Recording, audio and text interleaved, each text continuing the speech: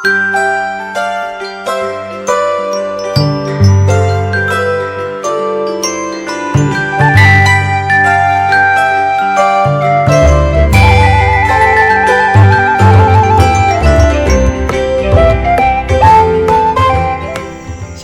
salam damai sejahtera bagi kita semua. Berjumpa bersama dengan saya, Pendeta Reza Haryoga, Pendeta Jemaat di GPIB Jemaat Keanakan Kenangan, Pospelkes Semoy Sepaku, Kalimantan Timur.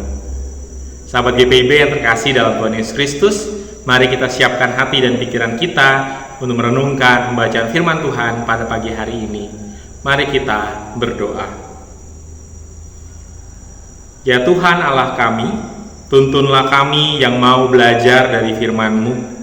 Berkatilah kami dan bimbinglah kami dengan kuasa Roh Kudus, sehingga kami mampu menelusuri kebenaran firman Tuhan yang akan kami baca bersama-sama pada pagi hari ini.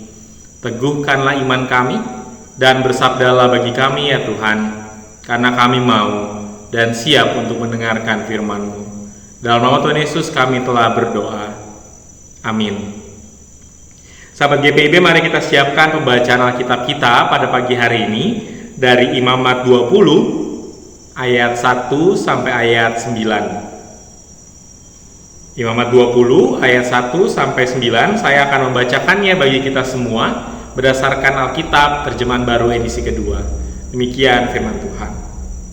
Tuhan berfirman kepada Musa, "Engkau harus berkata kepada orang Israel, setiap orang, baik orang Israel maupun pendatang yang tinggal di Israel, yang menyerahkan seorang dari anak-anaknya kepada Molok, ia harus dihukum mati. Rakyat negeri harus melempari dia dengan batu. Aku sendiri akan menghadapi orang itu dan melenyapkan dia dari tengah-tengah bangsanya, sebab ia menyerahkan seorang dari anak-anaknya kepada Molok dengan maksud menajiskan tempat kudusku dan melanggar kekudusan namaku yang kudus. Tetapi jika rakyat negeri menutup mata terhadap orang itu ketika ia menyerahkan seorang dari anak-anaknya kepada Molok dan tidak menghukum mati orang itu, maka aku sendiri akan menghadapi orang itu serta kaum keluarganya dan melenyapkan dia dari tengah-tengah bangsanya beserta semua orang yang turut berzina mengikuti dia, berzina dengan menyembah Molok. Orang yang berpaling kepada arwah dan roh-roh peramal, berzina dengan bertanya kepada mereka, aku sendiri akan menghadapi orang itu dan melenyapkan dia dari tengah-tengah bangsanya. Kamu harus menguduskan dirimu dan menjadi kudus, sebab akulah Tuhan Allahmu. Kamu harus berpegang pada ketetapanku dan melakukannya. Akulah Tuhan yang menguduskan kamu. Apabila seseorang mengutuki ayahnya atau ibunya, ia harus dihukum mati. Ia telah mengutuki ayahnya dan ibunya, maka darahnya ditanggungkan atas dirinya sendiri. Demikian pembacaan Alkitab. Berbahagialah setiap orang yang mendengar firman Tuhan dan yang melakukannya. Terpujilah Tuhan Yesus. Haleluya. Sahabat GPIB, ada pepatah yang mengatakan butuh orang sekampung untuk membesarkan anak. Komunitas bertanggung jawab untuk mendidik setiap orang di dalam komunitas itu sendiri, termasuk anak-anak. Pertumbuhan anak sangat bergantung pada lingkungan sekitarnya. Meskipun tidak dapat dipungkiri bahwa keluarga adalah lingkungan terdekat yang paling berpengaruh dalam perkembangan sifat, karakter, bahkan spiritualitas anak. Pemahaman seperti itu tampaknya juga tersirat dalam pengajaran yang kita baca pada pagi hari ini dalam kehidupan di Israel kuno, seperti yang kita baca dalam bacaan Alkitab pagi hari ini. Perintah untuk hidup kudus menjadi penekanan dalam Imamat 20. Kekudusan dimulai dari ketaatan penuh hanya kepada Allah. Tidak ada ilah lain di hadapan Allah yang boleh kita percaya, apalagi kita sembah. Allah menegaskan posisinya bahwa Ia tidak mau diduakan. Allah mau jadi satu-satunya Tuhan atas hidup umatnya. Atas dasar hal tersebut, Allah menegaskan kepada Israel dan setiap pendatang yang tinggal di Israel untuk tidak menyembah ilah lain. Salah satunya Molok. Di mana ada asap, di situ ada api. Larangan yang Allah nyatakan ini tentu ada dasarnya, yaitu adanya pengorbanan anak-anak kepada Molok yang dilakukan oleh orang-orang di tengah bangsa Israel. Ada orang-orang yang mencari kekuatan lain di luar kekuasaan Allah, dan karenanya menduakan Tuhan Allah kita di dalam hatinya. Kepada mereka yang bertindak demikian, kehancuran akan menanti mereka. Karena Tuhan tidak mau diduakan, maka tindakan menduakan Tuhan itu sama saja memilih untuk terpisah darinya. Dan keterpisahan dari Tuhan itu artinya kebinasaan.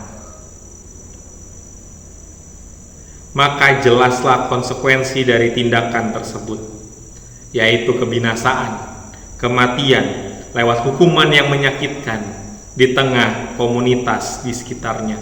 Bukan orang tua atau kerabat yang menghukum karena mungkin ada belas kasihan di tengah keluarga, melainkan komunitas yang akan menghukum, bertanggung jawab untuk menghukum pengkhianat. Konsekuensi yang sama juga akan menimpa bangsa Israel jika mereka memilih diam, jika mereka memilih abai saat menyaksikan pengkhianatan terhadap Allah.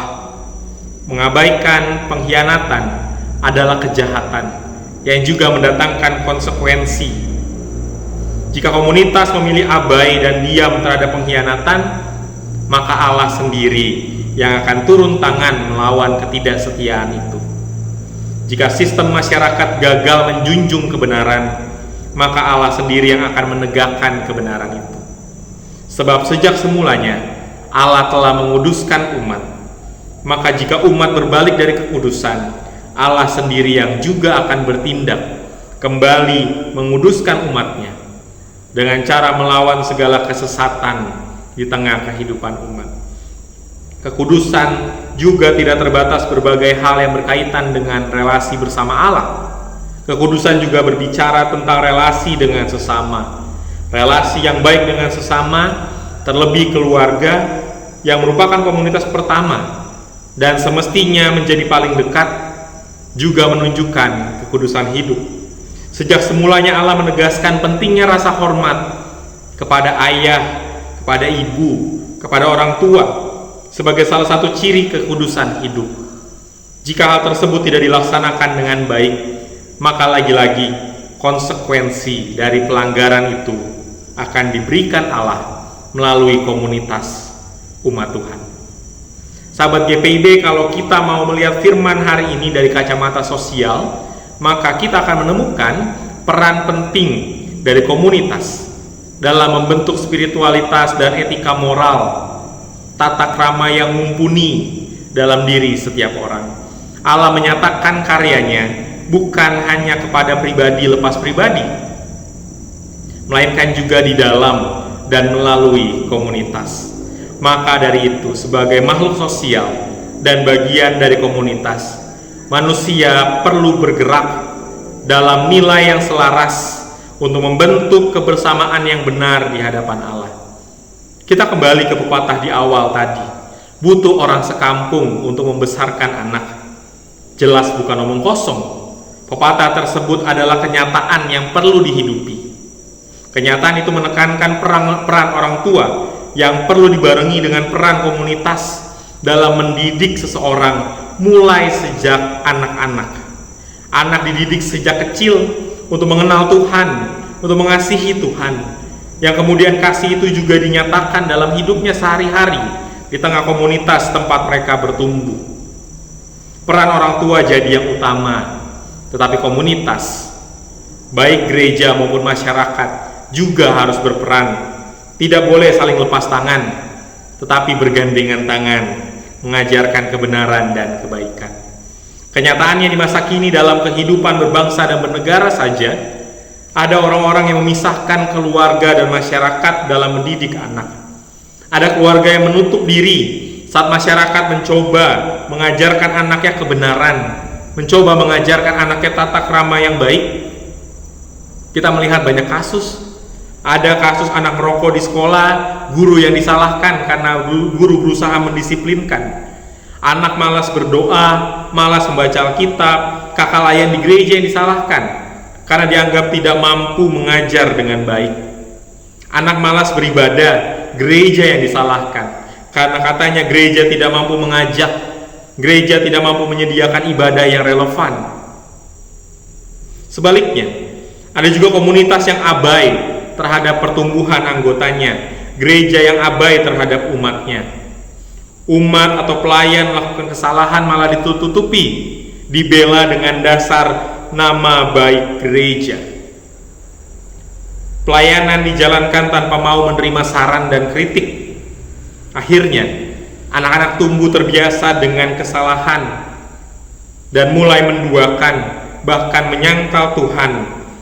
Dan di saat itu terjadi, keluarga dan gereja saling menyalahkan satu sama lain. Di hari ini, kita juga mengingat hari lahirnya Pancasila. Saya juga mau mengajak kita untuk melihat dan merefleksikan itu, merefleksikan Pancasila di tengah keadaan bangsa ini. Nilai-nilai Pancasila jadi selaras dengan nilai-nilai kebaikan agama, tapi seringkali dicederai dengan kepentingan pribadi atau golongan. Masyarakat, termasuk kita, para pengikut Kristus yang juga ada di dalamnya, seringkali abai terhadap keadaan sekitar.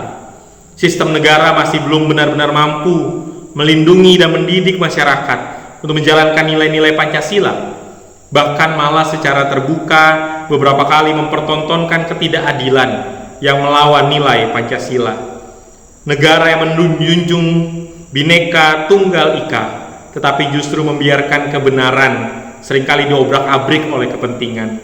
Di hari ini, di hari lahirnya Pancasila, dan juga pembukaan bulan pelayanan dan kesaksian GPIB, mari kita tetap meyakini bahwa sekalipun sistem di keluarga gagal mendidik manusia untuk hidup benar, sekalipun komunitas gereja tidak sungguh-sungguh menjalankan pelayanan dan kesaksiannya, bahkan masyarakat luas juga gagal menjalankan tugasnya, Tuhan sendirilah yang akan bertindak.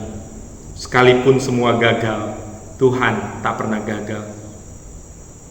Maka di tengah kekeliruan, kita diajak untuk tetap hidup dalam kebenaran. Di tengah kebencian, kita diajak untuk tetap hidup dalam kasih.